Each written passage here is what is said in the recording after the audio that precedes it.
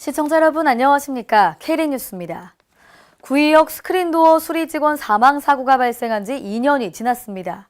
서울시는 외주 직원이었던 정비원을 정규직으로 전환하고 안전 시스템과 매뉴얼을 보강한 결과 스크린도어 고장 건수가 당시에 비해 절반으로 줄어들었다고 밝혔습니다. 서울시에 따르면 올해 1월에서 4월 스크린도어 고장 건수는 961건으로 2016년 같은 기간 대비 49% 감소했습니다. 지난해와 비교하면 35% 줄었는데요. 작년 한 해 발생한 철도 사고도 5건으로 전년 12건 대비 절반 이상 급감했습니다.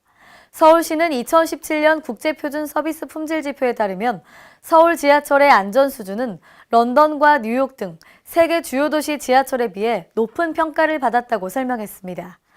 앞으로 2022년까지 노후 전동차 교체와 스마트 통합관제 구축 등에 대한 투자를 준비하고 있습니다.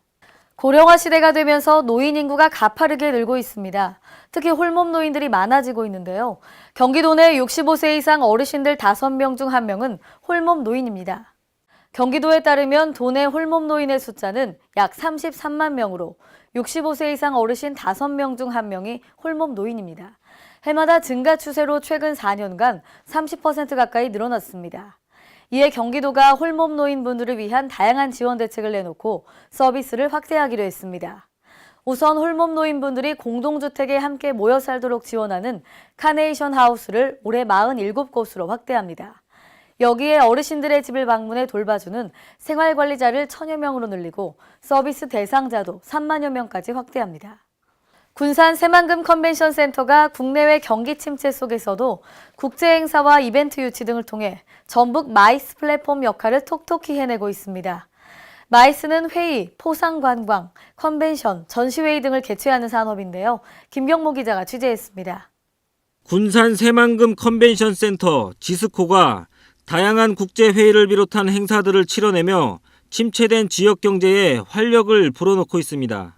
대규모 이벤트를 개최할 수 있는 컨벤션 센터인 지스코는 지난 2014년 전북 군산시에 자리 잡은 이후 회의와 관광, 컨벤션과 전시회를 통합 연계한 마이스 산업을 이끌고 있습니다. 올 하반기에는 10월에는 전국 우수시장 박람회와 오토레저 캠핑쇼, 또 11월에는 리빙 아트 앤 핸드메이드 페어가 이곳에서 열립니다. 이 같은 대형 행사를 유치해서 지난해에는 150여 건, 지역경제 파급 효과가 250억 원에 이르고 있습니다. 앞으로도 대형 행사를 많이 유치해서 지역경제의 활성화에 기여하도록 하겠습니다. 한편 오는 24일부터 3일간 열리는 대한민국 청소년 박람회는 각종 체험존을 비롯해 멘토 강연 등이 준비되어 있으며 행사 기간 동안 15만 명의 방문객들이 지스코를 찾을 것으로 예상되고 있습니다. K리그 김경모입니다. 제53회 광주 시민의 날 시민정치 페스티벌이 지난 22일 금남로 일대에서 참여 민주주의 축제로 펼쳐졌습니다. 이날 행사는 시민들이 직접 참여해 정책 제안을 통해 행정에 참여하는 직접 민주주의 모델을 선보였다는 점에서 그 의미가 컸습니다. 금남로 시민정치 페스티벌 메인 행사로 진행된 광주시민총회는 오후 3시 전일빌딩 앞 무대에서 시작됐습니다. 이날 총회에서는 시민들의 제안 10건이 발표됐습니다. 광주시는 제안된 정책을 면밀히 분석, 검토해 정책에 반영할 계획입니다. 또 시민정책 마켓은 전국 규모 우수정책을 발굴해 문화예술이나 청년 여성 7개 분야의 28개 정책을 한 곳에서 전시했습니다. 대구광역시는 경상북도와 함께 상생협력을 추진하는데요. 신규 과제로는 야생동물 보호센터 연계 운영과 대구 경북 꽃 박람회 개최 등 4건을 추진합니다. 이번 공모를 통해 발굴된 이 사업들은 양 시도 간의 상생협력을 통해 일자리 창출과 경제 활성화 등의 성과를 거둘 수 있을 것으로 기대됩니다.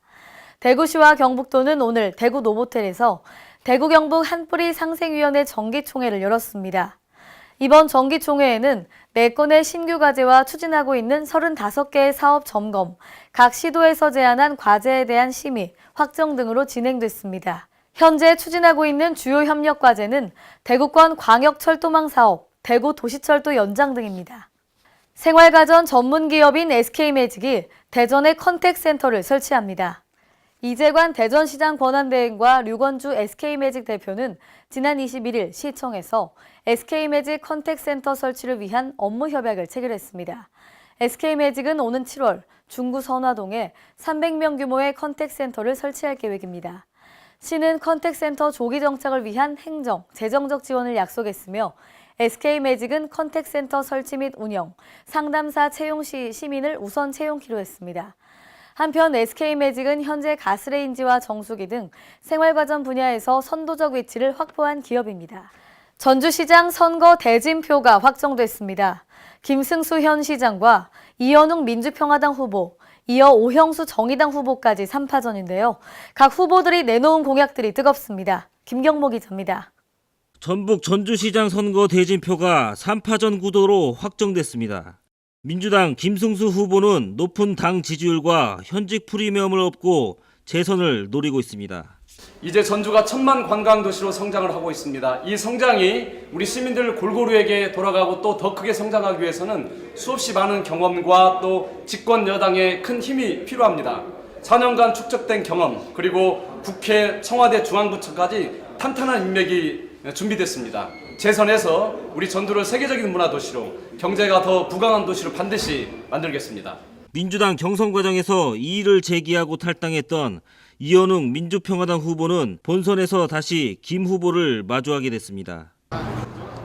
65만 전주시의 시장은 행정 경험이 부족하고 정치적인 육지만을 생각하는 사람이 맞는 것보다는 행정 경험이 풍부하고 중앙 인맥이 제대로 되어 있는 이현웅이가 맡아서 운영하는 것이 바람직하다고 생각합니다. 오형수 정의당 후보는 기득권이 아니라 시민을 바라보는 자세를 강조합니다. 30년 독점 정치 구조를 타파하는 것이 전주 발전의 출발이라고 생각합니다. 새 후보 중 기득권에 눈치 보지 않고 새로운 전주를 만들 수 있는 유일한 후보는 저 정의당의 오형수라고 생각합니다. 이번 6.13 지방선거에서 어느 후보가 전주 시민들의 선택을 받을지 귀추가 주목되고 있습니다. K랜 김경모입니다. 문재인 대통령이 대선 과정에서 전북 도민과 약속한 전북혁신도시 제3의 금융도시 육성이 시험대에 오릅니다. 전북도에 따르면 지난 20일 송하진 도지사 주재로 전북금융타운 종합개발계획 수립 연구용역 최종 보고회를 갖고 금융도시 육성 방향을 확정했는데요. 이번 용역을 수행한 YC컨설팅은 전북혁신도시를 제3의 금융도시로 육성하고자 금융기관 유치로 자생적 금융타운 구성, 제3의 금융중심지 지정을 목표로 제시했습니다. 전북도 관계자는 최종 보고회를 통해 금융센터 건립 사업 등이 가시화될 수 있도록 금융기관 집적화 등을 위해 다각적인 활동을 펼칠 계획이라고 밝혔습니다. 오늘의 브리핑 뉴스입니다. 경기도 고양시는 오는 6월부터 진행되는 2018년 지역 평생학습 활성화 사업에 행복학습센터와 평생학습 카페 운영자를 오는 31일까지 모집합니다.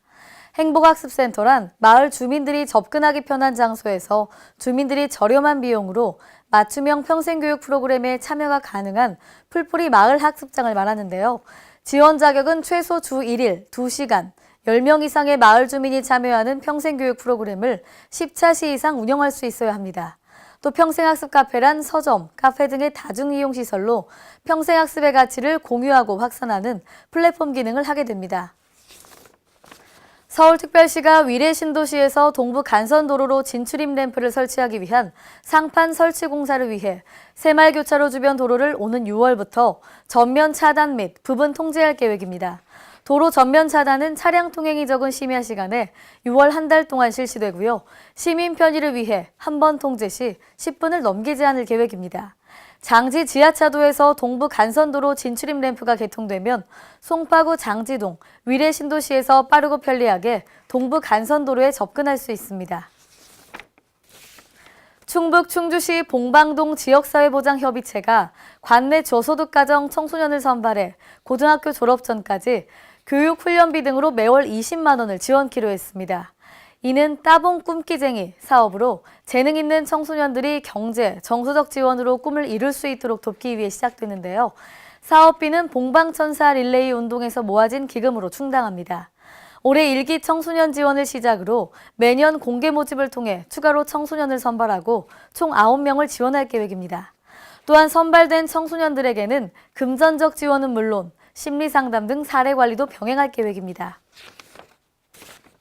경남 김해시가 재활용품을 주 1회 수거에서 하루 1회 수거로 변경한 결과 재활용이 불가능한 품목과 일반 생활 폐기물이 혼합된 쓰레기 배출이 늘어난 것으로 나타났습니다.